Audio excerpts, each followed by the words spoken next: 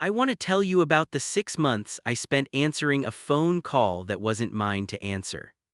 That's where this actually starts. Not with a look across the room, not with some slow motion moment, with a phone.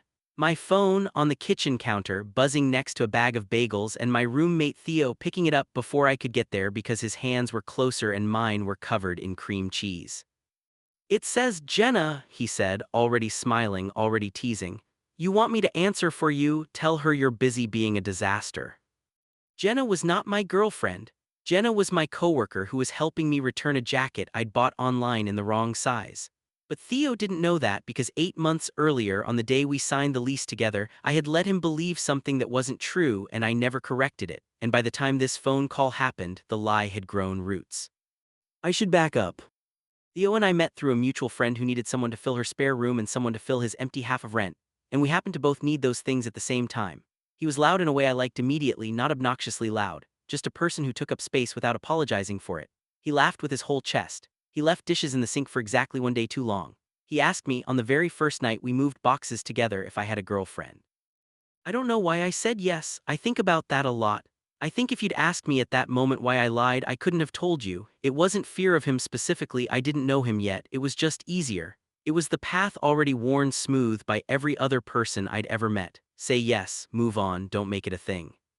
So I said her name was Casey. I don't even know where I pulled that from, and once you've said a name out loud, it becomes a person you have to keep feeding.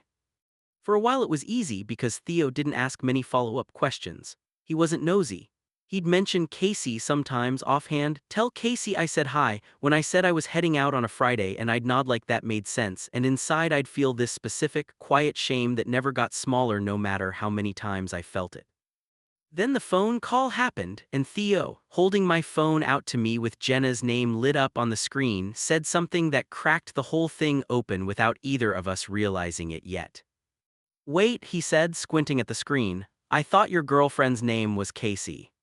My mouth went dry. "Jenna's a friend from work," I said, which was true and felt like the first honest sentence I'd said in that apartment in months. "Huh," he said and shrugged and handed me the phone, and that was it. That was the whole moment. No dramatic music, no suspicion in his eyes. He just went back to the fridge and asked if we had any orange juice left. But something in me didn't let it go, because for the first time I'd told him something real even by accident and nothing bad happened. The building didn't fall down, he didn't look at me differently, he just wanted orange juice. I started noticing how much energy I was spending on Casey. Not just the lie itself, but the constant maintenance of it, the mental math every time he asked a question, the flinch every time a conversation got close to anything personal. I turned down movie nights because I didn't want to sit next to him during a romance scene and have to perform interest in the wrong half of the couple. I told myself I was protecting something. I didn't know what. About 3 weeks after the phone call, we were sitting on the balcony. It wasn't much of a balcony, more like a concrete ledge with two folding chairs on it, and Theo was talking about his ex, a woman named Priya he'd dated for 2 years in college. He talked about her the way you talk about someone you loved honestly and lost anyway, no bitterness, just this soft ache. "Do you ever worry," he said out of nowhere, looking at the parking lot instead of at me, "that you're going to end up choosing comfortable over right? Like picking the person who's easy instead of the person who actually, I don't know, matters?"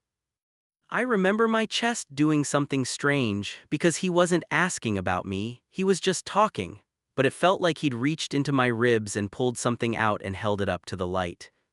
"Yeah," I said, "all the time actually." He looked over at me then, surprised like he hadn't expected a real answer. "Yeah. Yeah." We didn't say anything else about it. He went back to talking about Priya, and I sat there with my heart going too fast for no reason I could explain to him. Here's the part I didn't expect, and still don't fully understand even now telling you this. I started to like him. Not in the abstract, not in some crush on your roommate cliché way I could laugh off. I mean, I started noticing the particular way he said my name when he was annoyed with me, lower and slower than usual. I noticed he hummed when he cooked and stopped the second he realized I could hear him. I noticed I was doing the dishes even when it wasn't my turn, just to be standing in the kitchen a few extra minutes in case he wandered in. This terrified me more than anything else in the whole story, if I'm honest. Because Casey was a lie I could manage. Feelings for my actual roommate were not something I could manage. Feelings don't ask permission. I did the thing you're not supposed to do, which is nothing. I did nothing for 2 more months. I let Casey exist in the corner of every conversation like furniture nobody looks at anymore. I got quieter around Theo, not because I liked him less but because I liked him more and I didn't trust my own face not to show it.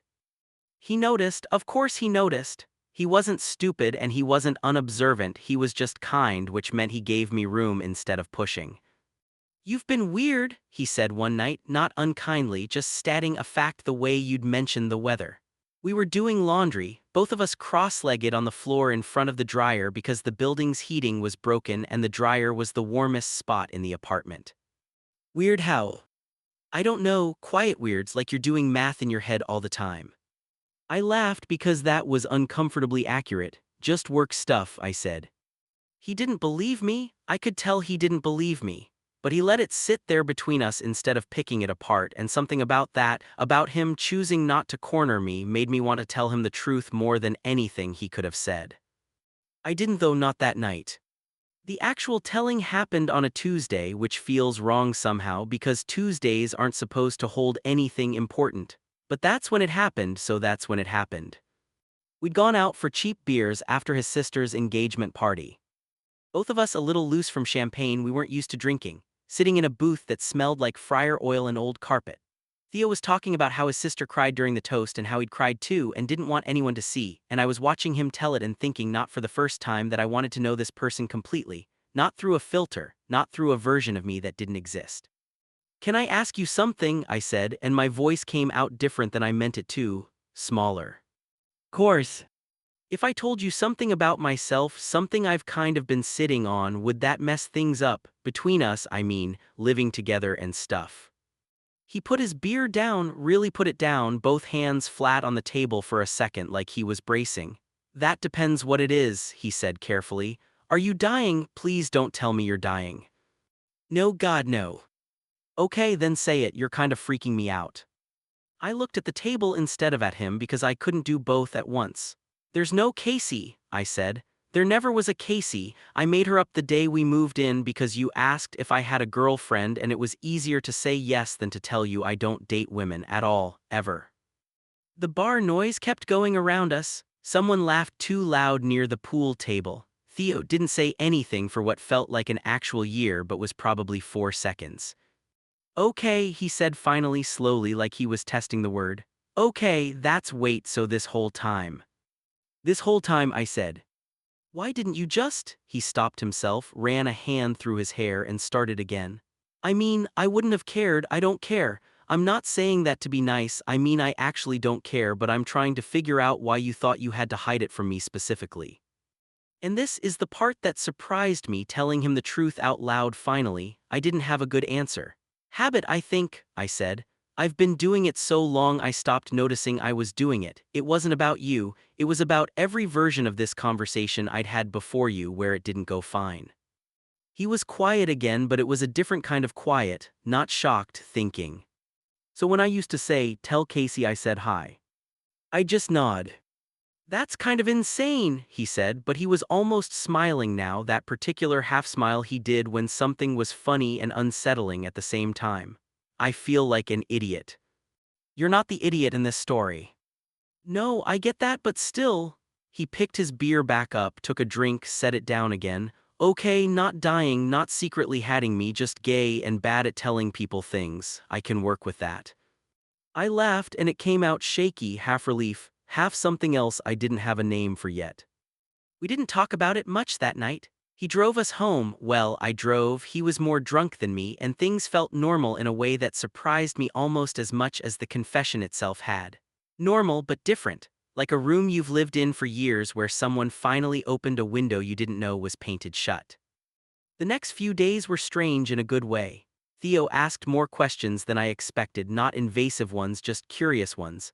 "When did you know? It was hard. Did your family know?" I answered honestly, some of it for the first time out loud to anyone, and each time I did, something in my chest loosened another notch. But something else was happening too, something neither of us said out loud yet. He started sitting closer on the couch, not dramatically closer, just closer than the couch required. He started asking if I wanted to come along to things he used to just mention in passing. He stopped at some point, filling silences with talk about Priya. About 2 weeks after the bar, we were watching some show neither of us was really paying attention to, and he said, apropos of nothing, "Can I ask you something kind of personal now, since you set the precedent?" "Go for it." "Was there ever anyone here, I mean since you moved in, anyone you," he stopped, restarted, "this is coming out wrong." "Just ask it," I said, my heart doing that unreliable thing again. "Was there ever anyone you were into, while you were living with me? That's what I'm asking." I could have lied again, it would have been so easy, muscle memory at this point. But I just spent 2 weeks feeling what it was like to stop doing that, and I didn't want to go back. "Yeah," I said, "there was." He nodded slowly, looking at the TV instead of me now, the same way I'd avoided his eyes at the bar. "Recent." "Very." "Anyone I know?" I let the silence sit there long enough that it answered for me. "Oh," he said, "just that, oh." I braced for a version of this conversation I'd rehearsed 100 times in my head over the years, the one where the room gets cold and someone finds a reason to leave. It didn't happen. Instead, Theo turned to actually look at me, and his face was doing something complicated, surprised, but not the bad kind of surprised, more like someone recalculating a math problem they'd been solving wrong the whole time. "I thought it was just me," he said quietly. "Just you what? Feeling weird lately? About you? I've been telling myself it's just, I don't know, appreciating a friend or whatever people tell themselves. But it's not that. I've known it's not that for a while, and I didn't know what to do with it because I thought you were straight and also unavailable in the Casey sense, so it didn't matter what it was." I didn't say anything for a second because I was scared that if I opened my mouth, I'd say something too big too fast and scare it away. "There's no Casey," I said finally, which made him laugh, this surprised, relieved laugh that cracked something open in the room. "Yeah, I remember," he said, "I was there. We didn't kiss that night? I want to tell you it was that clean, that immediate, but it wasn't. We sat there instead, both of us a little stunned by our own honesty, and talked until almost 2 in the morning about all the things we'd been too careful to say for months. About Priya and about the men I'd dated before him that I'd never mentioned, and about how strange it was that the truth had been sitting in the apartment with us the whole time, taking up a chair at the table, and neither of us had had the nerve to acknowledge it. It was 3 days later, on an ordinary Thursday, doing dishes again, that he reached over and turned off the water without saying anything, and just looked at me for a second like he was asking permission with his whole face. I said yes without saying the word. That's the part I still think about more than anything else, not the kiss itself, though I remember that too, but the second right before it, where we were both just standing there in a kitchen that smelled like dish soap, finally not hiding anything from each other. We've been together for 2 years now. Sometimes he still brings up Casey, usually to make fun of me. "Would Casey approve of this couch?" he'll say, deadpan, when I complain about furniture shopping. It used to embarrass me. Now it just feels like proof of how far we came from that first lie, the one I told because it was easier, to everything after, which was harder and better and actually mine. I think about that phone call sometimes. Jenna calling about a jacket, of all things. If she hadn't called that day, if Theo hadn't picked up my phone, I don't know how much longer I would have kept feeding a person who didn't exist instead of telling the truth about the one who was already sitting right next to me the whole time.